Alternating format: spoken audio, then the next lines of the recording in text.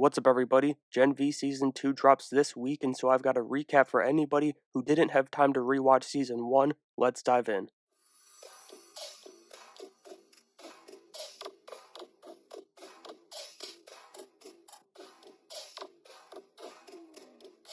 I think there's truly only one way I can start this recap, and that's paying respects to Chance Perdomo once again. He was such an important piece of this puzzle in Season 1, and he unfortunately passed away in a motorcycle accident back in March of last year. The creators of the show have come out before the new season and said they are going to give Andre a send-off in Season 2 as part of the story, and judging from the trailers, his death might just bring everybody together, but that's just my speculation. I think that would be a nice way of, respecting Chance and respecting how important he was to the show and how important Andre was to the show now that he's gone. Now it's time to dive into Season 1 of the show, and I'm just going to go episode by episode here, refreshing your memories on the key points from each of the 8 episodes from freshman year, and I gotta say, I had an absolute blast watching this show again. I can't wait for this new season. The first episode opened with Marie's origin. She killed her parents when her blood abilities kicked in at the age of 12, a fate that they sealed for themselves by giving her the compound V,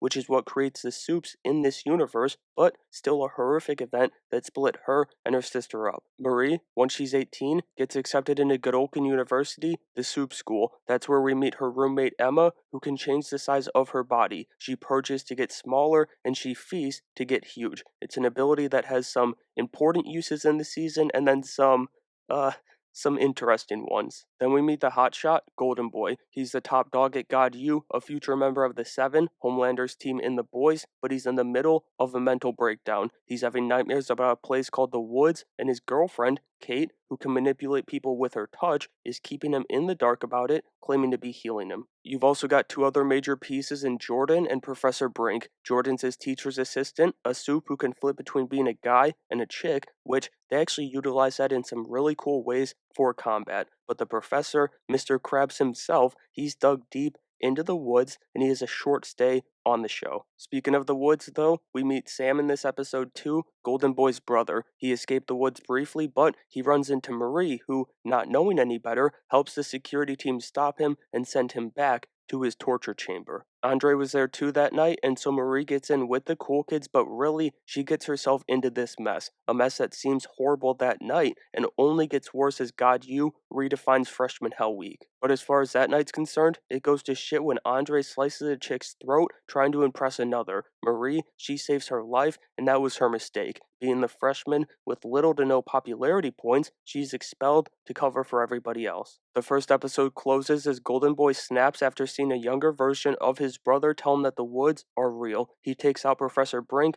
almost taking out Jordan and Marie, being blinded by rage, and ultimately he ends it out of guilt. Moving on to episode 2, Marie's expulsion is wiped away with Professor Brink gone, and because she shot up the charts into the top 10. She's the first freshman ever to do so after fighting Golden Boy, or at least appearing to. Andre's being propped up for it too, with Jordan, who actually fought him, being left in the dust. Dean Shetty begins her recruitment of Marie, gaining all the leverage she needs by bringing Marie's sister into the conversation. Reuniting with her sister and atoning for what happened to their parents is all that matters for her. But Dean Shetty, she's a part of the Woods too, an even bigger player than Brink was. Then Andre and Kate find Golden Boy's final message just in case things went wrong, which obviously they did. But despite him spilling everything, Kate, she continues avoiding the harsh truth which, as I said before, she is right in the middle of. Andre's determined though, and he finds the woods very quickly, but talk about bad timing because he walks into the murder of a university janitor. Then he almost gets caught and silenced too, but Kate, she saves the day and buys her secret a bit more time.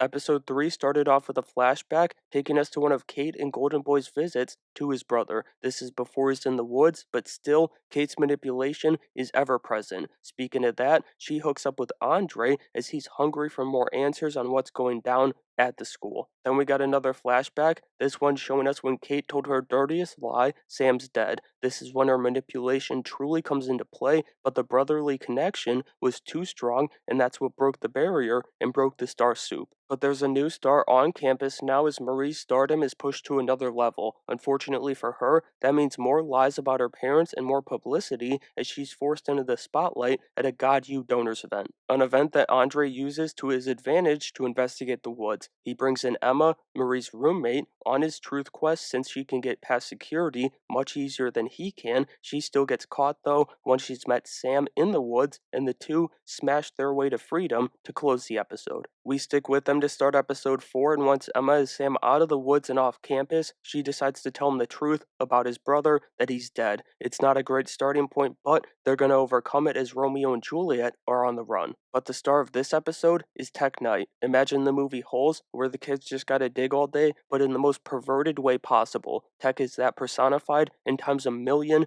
dude's a certified freak. He's not the only freak on campus, though. Rufus is another, and Marie has to turn to him for help finding Emma. He tries to assault her, though, which leads to one of the crazier visuals that you'll ever see in your life, the tag team cocksplosion, and not the good kind either. Then everybody's brought into the tech investigation. I should also mention there that he's like the boys' version of Batman, but he's also a troll on Bruce Wayne, like what if Bruce was a pervert? And he's dead now after season 4 of The Boys, so he won't be back. Marie and Jordan, they grow closer from this investigation, while Andre and his father drift farther apart. That leads to Dean Shetty stepping in, using Tech's sickness, let's call it, to stop the investigation. The day's not over though, as the Guardians of Godolkin have to go stop Sam from killing Dr. Cardoso, who works in the woods. But once they stop him, Kate, she erases the entire night and a couple days for everybody except Sam, who was able to escape. Those who Kate got wake up in a frat house to kick off episode 5, and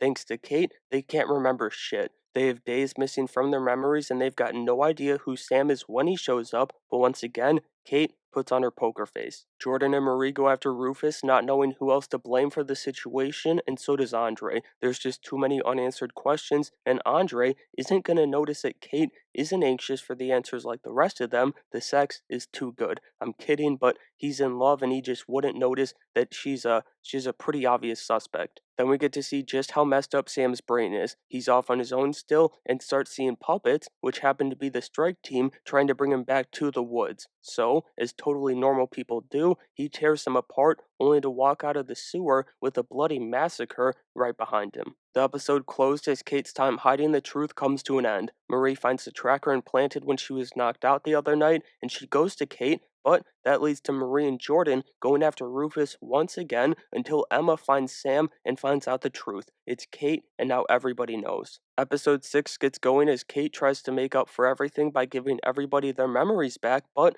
1, it doesn't work, trying to make up for it that is, and 2, she stretches her powers too far and the gang is sucked into her brain. It's a soup trauma dump as she lost her brother when she was young and also became a castaway, and she's even got a horny soldier boy locked up in her head. The entire crew's secrets are revealed up there though, not just Kate's. Andre was hooking up with her well before Golden Boy died. Jordan, she got the TA job, or they got the TA job by helping control Golden Boy and the others. They see Marie's worst day of her life. Then you've got Emma and Sam who are in their own world and they're banging. But once they get that out of the way, Emma brings Sam to everybody else once again, trying to help him out. Naturally, he snaps when he sees Kate, so that goes terribly, and Dean Shetty, her true intentions are brought to light. Kill the soups. That brings us to episode 7. The penultimate episode, and the anti-soups virus is working. Shetty's ramping it up with the experiments in the woods, and the Guardians, they're onto her thanks to Kate, who nobody trusts, and rightfully so. Jordan and Marie find the Dean's files that explain everything. Well, not everything, but they find out what motivates her. Remember in season 1, episode 4 of The Boys, the main show, when Homelander took down that plane?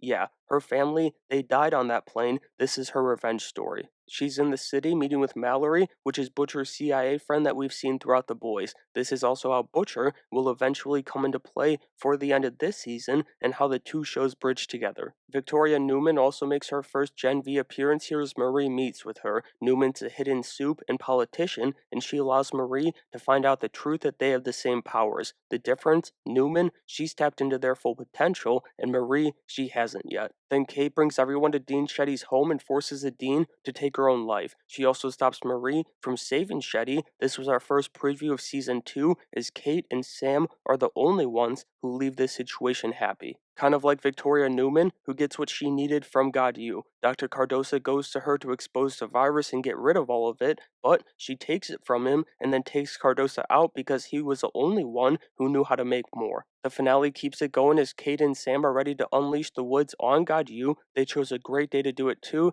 Vaught is on campus with multiple employees from the show. Ashley, of course, is there, making appearances. But it's immediate chaos when the Woods patients start taking out humans, and then to make things worse, Kate makes a social media guy, Jeff, blow his head off on her live stream. Then Emma finds a new way to shrink. It can be controlled by our emotions too. Sam lashes out amidst his rage and campus takeover while Marie, Andre, and Jordan try to be the true guardians of Godolkin. Marie taps into more of her potential in her attempt to control the chaos and also to save Jordan when Kate tries controlling them. She snaps her arm off clean from long range. It's a bloody mess. A bloody mess that requires a big man's presence as Homelander comes to save the day in the most Homelander fashion possible. He attacks Marie and Jordan because they fought the other Supes, and so the table is set. Sam and Kate are named the new Guardians of Godolkin, rising to 1 and 2 in the ranks. But Marie, Andre, Jordan, and Emma are prisoners of Vought and being kept off campus, which it's a shame because maybe they could have met the baddest motherfucker out there, Billy Butcher, who discovers the woods in the credit scene. Finally, I've got a couple things from the trailers for season 2 that I want to touch on before I wrap the video up and get ready for the premiere. First off, God U got its rebound after this disaster thanks to Homelander's takeover in The Boys season 4. Then you've got Marie being hunted down and Starlight is coming in to help her out, but she's also kind of using her in a sense, needing her to go back to God U, and she doesn't really have a choice either after the boys were caught at the end of season 4, and if you remember, Sam and Kate, they were part of catching the boys. But Jordan, Emma, and Marie are going to return to Godolkin this season, and they return to a new dean who just so happened to be the guy who ran the facility that they were being kept at after they were captured. He's also still trying to work them over to his side, the true soup side or whatever. It's basically a Hydra situation. Then there's also going to be a ton of crossover this season from the main show. We've got Black Noir, The Deep, Firecracker, and plenty of others set to appear in season 2 of Gen V before the main show, The Boys, comes to an end next year with season 5. And so that's going to do it for my Gen V season 1 recap. I'm pumped for season 2, but let me know what you want to see from it, even what you're worried about with it, down in the comments below, and make sure you have a great day.